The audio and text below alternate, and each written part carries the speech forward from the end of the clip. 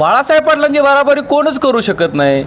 हां कार्यच काय सांगायचं तुम्ही, कामच नाही त्यांचं कुणाबरोबर बराबरी करायची. हां ते एकनिष्ठ आहेत, पवारसाहेबांचे एकनिष्ठ आहेत. ते पडत्या काळात पवारसाहेबांच्या बरोबर उभे राहिलेत आणि त्या आता महाराष्ट्रातला एकमेव नेता आहे तो वयोवृद्ध, त्याला सोडून सगळे गेले. पण साहेब आमचे आम्हाला आदर आहे की साहेब त्यांच्याबरोबर राहिलेत, हां त्याच्यामुळं आम्ही साहेबांच्या बरोबर राहणार आहे. बाळासाहेब पाटील तिकडे गेले असते तर कुठे साहेबांना सोडून जाऊ शकत नाहीत ना ती. हां कशी जातील ते? त्या साहेबांच्या शरद पवार साहेबांच्या तालमीत शिकलेली ती व्यक्ती. काय बोलतात? हां बरं. ते त्यांना ते पक्ष वगैरे फक्त पवारसाहेब हा त्यांचा पक्ष आणि आम्ही पवारसाहेबांना मानतो, त्याच्यामुळं बाळासाहेबांना मानतो. आणि बाळासाहेब पाटील इथं आमची कामं करतात.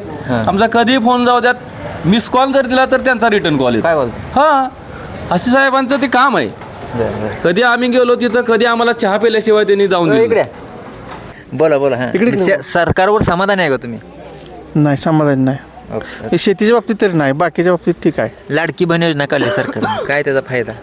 भांडणं लावली काय हां भांडणं लावली नुसती बरं थांबा एक मिनिट. ती लाडकी बहीण योजना काढून लाडकी बहीण योजना काढून काय उपयोग नाही त्याचा. का? 1500 रुपये दिलं का झालं का? महागाई किती आहे का 1500 रुपयात घर चालतं? बरं आता मागच्या सरकारनं तर काहीच दिलं नाही योजना. मागल्या सरकारनं वे हां त्यांनी मी सांगितलं की आम्हाला निवडून द्या, 3000 रुपये देतो. काय बोलताय? हो. बरं बरं बरं हां बरं ती एवढ्याचं काय दर पाक मेहनत 20,000 रुपये खर्च आला एकरी आणि दर आता त्यात मला वाटतं 5-10 हजार रुपये एवढा वरचं पैसे कोण द्यायचं? व्यापाऱ्यांनी व्यापारी सगळे करते ती. लुटमार चालले व्यापाऱ्यांची. बरं महागाई वाढली का? हां महागाई गच वाढली, भरपूर वाढली. सरकारवर ऊसाला समाधान आहे का? ऊसाला 10 वर्षापूर्वी रेट तेवढाच आहे, फक्त युरियाचे सुपल्याचे किमती भरमसाठ वाढल्या, त्या रेट तेवढाच आहे. 3,000च्या काय वर 3,000च्या वर किती बी कुतली तरी 1131 आहे. रेट दुपटीनं वाढतो इकडं खताचा. रोजगारी तवा 150 रुपये होता, आता रोजगारी 300 रुपये घेतो, रेट 31 रुपयेच आहे. काय मग सरकारवर समाधान नाही का? नाही समाधान कुठलं आहे तेव्हा? होय इकडं आता सगळं आहे आमचा कृषी प्रधान आपलं हे गाव आहे. ऊसाच क्षेत्र जास्त, रोजगारी परवडत नाही. ती रोजगारी अडवून पैसे घेते ती, त्यांचा रोज बाहेर पडला बसते. आम्ही ओरली घाण काढायची म्हणून बाहेर काढतो, परवडत आहे म्हणून नवा. काय कसं आहे सरकार काय? नाही सध्या ठीक आहे, पण जे काय वातावरण याचं मराठा आरक्षणचं आहे ते तेवढं त्यांनी सोडवायला पाहिजे. बरं बाकी बरं बरं बरं. आता योजना वगैरे भरपूर काढल्यात ते. काढले तर आता शेवटच्या क्षणाला, पण ते चांगलं आहे, बरं पण ते टिकवल्या पाहिजेत, टिकल्या पाहिजेत त्या. ते म्हटलं आहे. वातावरण इथं काय राष्ट्रवादी तुतारी, बरं इथे बाळासाहेब पाटलांचा बालेकिल्ला. बरं काही जरी केलं तर त्यांचे काम आहे त्या गावात बरं मासवण्यात. बऱ्यापैकी त्यांनी इथं जेवढी कामं केली आहेत ती बाळासाहेब पाटलांनी केलेली आहेत. त्याच्यामुळं आणि आत्ता कसं झालंय, पवारसाहेबांना सहानुभूती आहे. पवारसाहेबांना ही बाकीचे सगळे सोडून गेल्यामुळे जनता त्यांच्या पाठीमागं आहे. जनता 100% त्यांच्या पाठीमागं राहणार. आम्ही साहेबांचीच काय म्हणला?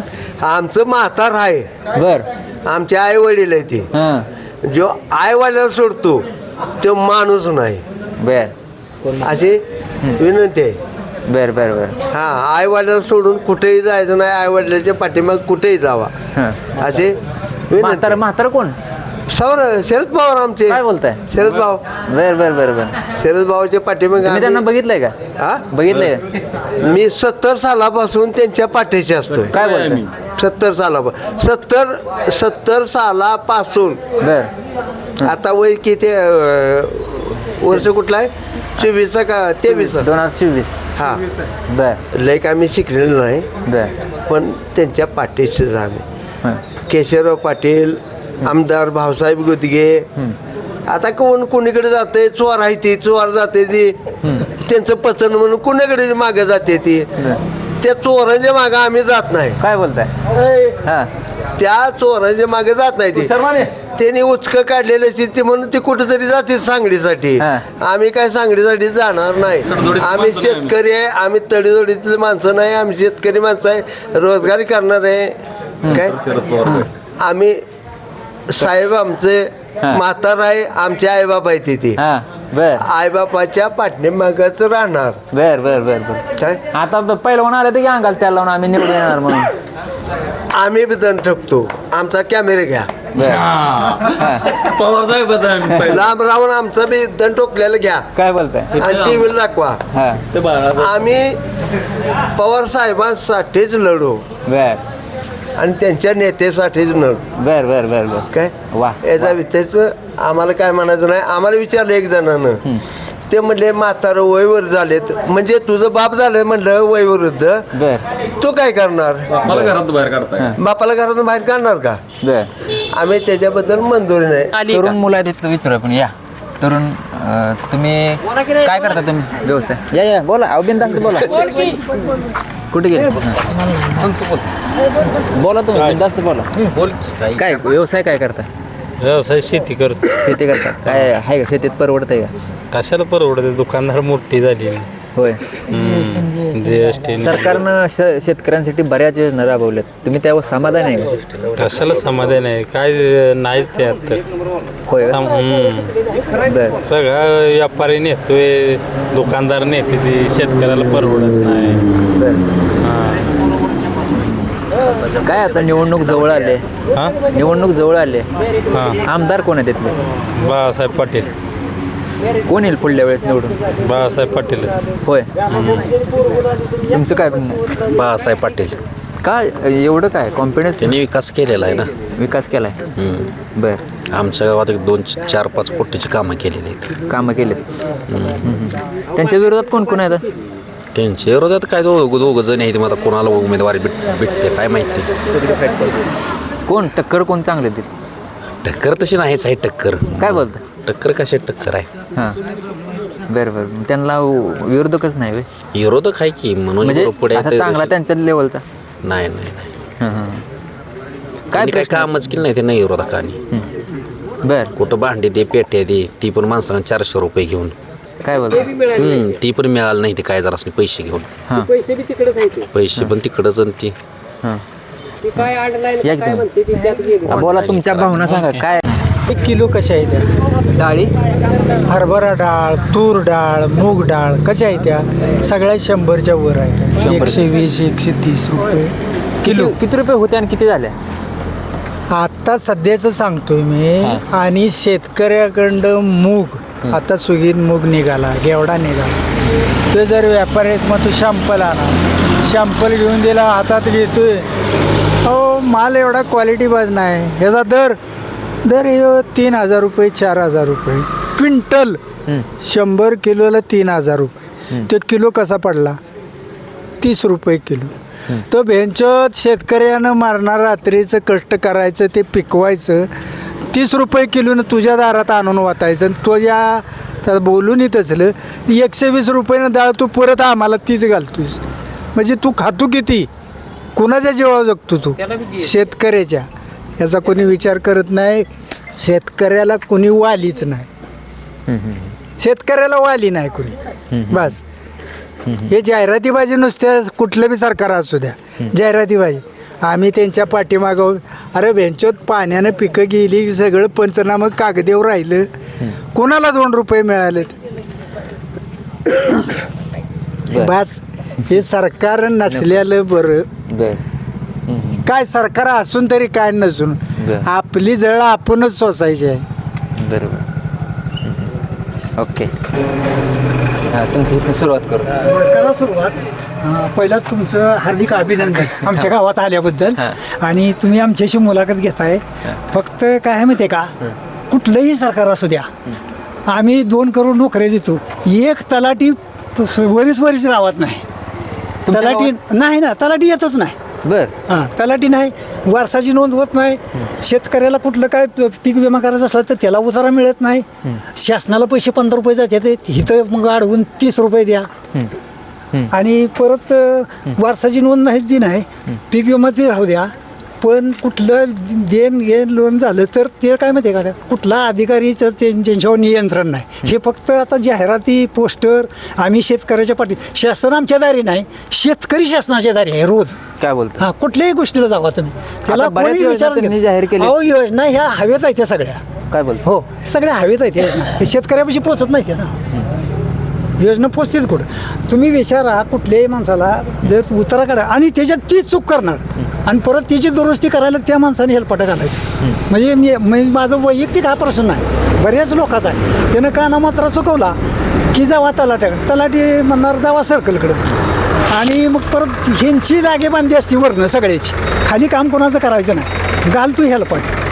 सरकार कुणाचं चांगलं तुम्ही आता लय उन्हाळा पावसाळा बघितला. आता उन्हाळे पावसाळे भरपूर बघले. तसं बघायला गेलं तर राष्ट्रवादी काँग्रेस जे काँग्रेसचं सरकार आहे, राष्ट्रवादी असू द्या म्हणजे ते सरकार तसं योग्य शेतकऱ्याच्या हिताचं सरकार होतं. काय बोलता शेतकऱ्याच्या हिताचं. त्यावेळी मला सांगा ना गॅस किती रुपयानं होता? 350-400 रुपयाने गॅस होता. आता गॅसचा भाव बघा ना. बरोबर. कुठं गगनाला नेऊन टेकवलेत गॅसचं भाव. आता अनेक योजना त्यांनी काढलेत भाजपनं. स्वार्थापोटी आहेत, मतदानापोटी आहेत. मतदान मिळेपर्यंतच ही योजना आहेत. त्या योजना काही कामाच्या नाहीत. बघा कसं आहे, बाळासाहेब पाटलांचं कार्य कसं आहे की ते कोणाला तिथं एखाद्या पुढाऱ्याला घेऊन या असं काय ते म्हणत नाहीत. म्हणजे ते सर्वसामान्य लोकांचे कामं करतात. त्याच्यामुळे ते आतापर्यंत जे येतात निवडून त्याचं ते कारणच असं आहे की ते त्यांच्या कार्यावर ते येतात, कामावर येतात. त्याच्यामुळं साहेबांच्याबद्दल हिथं ह्या मासोळण्यामध्ये जेवढा विकास झाला ना तो बाळासाहेब पाटील यांच्या ह्याच्यातूनच झालेला आहे. नाही का इलेक्शन पुरतं जे ह्या सगळ्या योजना आहेत त्या समाधानी काय नाही त्यात. काय 1,500 देऊन एखादी महिला काय सक्षम होत नाही किंवा काय नाही. हे फसवीची योजना आहे त्या सगळ्या. हे कंटिन्यू चालणार नाही. त्या निवडून द्या म्हणते निवडून घ्यापुरते या योजना आहेत त्या सगळ्या. मतापोटी योजना सगळ्या. बाकी काय काय म्हणणं आहे तुमचं? आता लाडकी बहीण योजना सरकारनं काढली, तुम्ही समाधान आहे का ते ह्याच्यावर? तुम्ही तुमच्या घरामध्ये तुमच्या बायका असतील त्यांना पैसे आले? आमचा महत्त्वाचा प्रश्न शेती. बरं. शेतीच्या विषयात आम्ही सोयाबीन पीक विम्याचं तुम्हाला भरून दिलेलं आमचं अजून पैसे आले नाहीत. त्याचं काय करायचं? सोयाबीन तुम्ही म्हणला लावा, आम्ही सोयाबीन आमचं उतार्यावर सोयाबीन आहे तरी आम्हाला ते पैसे अजून मिळाले नाहीत. मग ह्याची दाद कोण घेणार? बरोबर. आम्ही गेल्या 23-24 भरला ना, आता 24-25 भरला आहे. 23-24 बी आमचं अजून पैसे आले नाही. हे शेतकरी सुखी नाही. शेतकरी सुखी नाही. म्हणजे तुम्ही कागद भरायला लावताय पण त्याचे पैसे कुठं आहेत? बरोबर. अशी आमची मागणी आहे. जे काय आहे ते निकष बघून खरोखर उतार्यावर आहे का सोयाबीन हे तरी बघून पैसे सोडलं पाहिजेत ना. बरोबर आहे. मग तुम्ही फॉर्म भरून नुसतं उतारा घेऊन नुसतं लोकांना तिथं हेलपाटा घालायला जाऊन त्याचं काहीच नाही अजून पैसे. सरकार कोणाचं चांगलं? तुम्ही लय आता उन्हाळा पावसाळा बघितले. सरकार चांगलं कोणाचं? आता कोणाच चांगलं म्हणायचं आम्ही? हां. गोरगरीब जनतेनं काय ठरवायचं हे? कोणाच चांगलं म्हणायचं? बरं. म्हणजे सध्या सरकार आहे का व्यवस्थित तुमच्या मनाप्रमाणे? आम्ही सरकारला नावं ठेवणार नाही. आम्ही नाव ठेवणार कोण? आम्ही सरकारला नावं ठेवणार नाही. पण आमचे काय कामं आहेत, जे काय तुम्ही योजना काढल्या त्या सक्सेस तरी करा की. आता पीक विम्याची काढली, मग पीक विम्याचं पैसे लोकांना आलं पाहिजेत का नाही? बरोबर. काय लोकांना आलेत, काय लोकांना आलं नाहीत. मग हे असं काय? ज्याचं खरोखर उत्तरावर सोयाबीन आहेत ते तर बघून निदान ते सोडलं पाहिजेत ना पैसे. अशी आमची एवढी मागणी आहे सरकारला की हे निकष बघून पैसे लोकांना व्यवस्थित आलं पाहिजेत. दर वाढवले इकडे पैसे द्यायचं नुकतं. शेतकऱ्याकडंच घ्यायचं आणि अनुदान द्यायचं आहे नुकतं 2,000 तुमच्याकडून द्यायचं आणि तुमच्या बायकोला द्यायचं. बायकोला द्यायचं. कसं सांगा. शेतकऱ्याकडे घ्यायचं आणि बायकोला द्यायचं. म्हणूनच म्हटलं मग योजना काय कुठली ना इकडे घ्यायचं आणि इकडे द्यायचं. म्हणजे घरातल्या घरातच आपल्याला गुंतवून पडलंय, दुसरं काय केलं नाही. काय इलेक्शन आहे काय म्हणताय? इलेक्शन होत तर योजना राहणार आहे, परत बंद असणार आहे ती.